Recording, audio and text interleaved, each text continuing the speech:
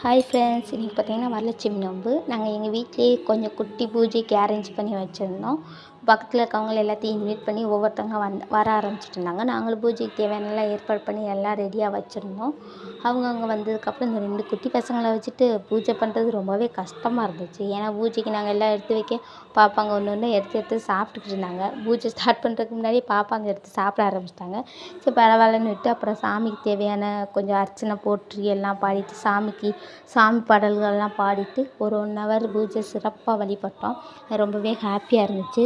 அதே மாதிரி வந்தவங்களுக்கும் மன நிறைவா அவங்களுக்கு சாப்பாடு ஒரு ரிட்டன் கிஃப்ட் கொடுத்து அவங்கள்ட்ட இருந்து நாங்கள் ஆசீர்வாதம் பெற்றது இன்னும் ரொம்ப சிறப்பாக இருந்துச்சு. இதுக்கு நடுவில் பாப்பாங்கெல்லாம் சாமியை பார்த்து பார்த்து ரொம்ப அம்மா ரொம்ப நல்லாயிருக்கு, வந்தவங்களும் சாமி ரொம்ப நல்லாயிருக்கு, அழகாக பண்ணியிருக்கீங்க அப்படின்னு சொல்லி எங்கள்கிட்ட சொன்னாங்க. அது இன்னும் சிறப்பாக ஹாப்பியாக இருந்துச்சு.